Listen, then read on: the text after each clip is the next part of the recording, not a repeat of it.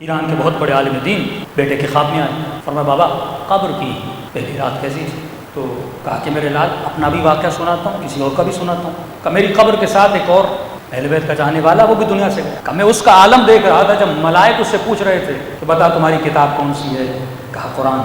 کہ پھر اسے پوچھا بتا کتاب کون سی؟ اس نے کہا قرآن۔ کہ پھر ملائکوں نے مارا اور پوچھا بتا تمہاری کتاب کون سی؟ کہنے لگا قرآن ہی تو ہے۔ کہ تو کہہ رہا ہے تیری کتاب قرآن ہے اور تو نے زندگی میں قرآن کو مانا ہی نہیں تھا۔ پھر پوچھا تمہارا امام کون ہے؟ اس نے علی ابن ابی طالب۔ کہ پھر ملائکوں نے دوہرایا بتا تمہارا امام کون ہے؟ کہتا کئی بار بتا چکا لیکن وہ ماننے کے لیے تیار نہیں تھے۔ جب پوچھا مان کیوں نہیں رہے؟ کہا امام وہ ہوتا ہے جو آگے چلے، مأموم وہ ہوتا ہے جو اس کے پیچھے چلے۔ یہاں پیش امام جب کہلاتے ہو وہ یہ مولانا پیش امام ہے، کیا مطلب؟ جماعت تب تک جماعت رہتی ہے جب تک تم امام جماعت کو فالو کرو۔ امام جماعت رکوع میں گیا اور میں اس سے پہلے کھڑا ہو جاؤں تو جماعت خراب ہو جاتی ہے، اس سے پہلے سجدے سے کھڑا ہو جاؤں جماعت خراب ہو جاتی ہے۔ جب وہ رکوع میں جائے گا پھر تو رکوع میں جائے گا، جب وہ سجدے میں جائے گا پھر تو سجدے میں جائے گا۔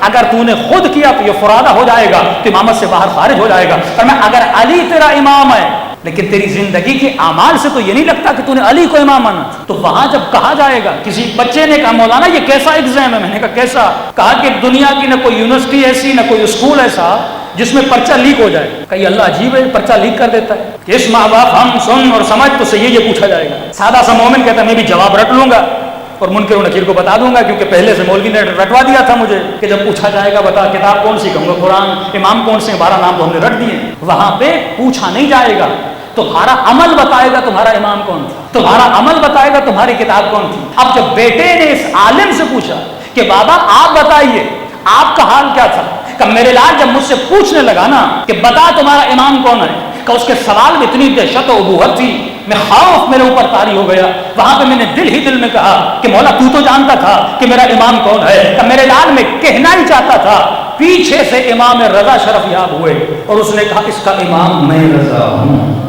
جب واقعاً تیرا امام علی ابن ابی طالب ہو، جب واقعاً تو نے امام کو فالو کیا ہو تو پھر تجھے جواب دینے کی ضرورت نہیں پڑتی، اہل بیت خود آ کر جواب دیتے ہیں۔ تو انسان کو سوچنا چاہیے، سب سے پہلا سوال جو ہر انسان خود سے کرے کہ کائنات کی اتنی بڑی مشین جو خدا نے بنائی، کہ فرمایا سخر لکم ما فی السماوات و ما فی الارض، پوری کائنات کو ہے جواب ہے مومن میں نے تمہارے لیے مسخر کیا۔ یعنی یہ چاند یہ سورج کس کے لیے بنے؟ میرے لیے بنے۔ یہ چرند و پرند کس کے لیے بنے؟ میرے لیے بنے۔ ایک مہینے میں نہیں، ایک سال میں 1000 بکرے ذبح ہو جاتے ہیں، کس کے لیے ذبح ہوتے ہیں؟ تیرے لیے ذبح ہوتے ہیں۔ یہ زمین اتنی تم نکالتی ہے، کس کے لیے نکالتی ہے؟ تیرے لیے نکالتی ہے۔ یہ پورا نظام شمسی، یہ بادل نمکین پانی سمندروں سے اٹھا کے پوری مشینری کے تحت اسے میٹھا کر کے پھر زمین کے اوپر تیرے لیے پھینکتے ہیں۔ یعنی اتنا بڑا سسٹم اللہ نے بنایا۔ قرآن کہتا ہے پوری کائنات میں نے تیرے لیے بنائی، لیکن اے میرے بندے ایک وجود ایسا ہے جسے میں نے اپنے لیے بنایا ہے۔ وہ کس کا وجود ہے؟ اے انسان وہ تیرا وجود ہے۔ اب اتنی بڑی مشین اللہ نے بنائی،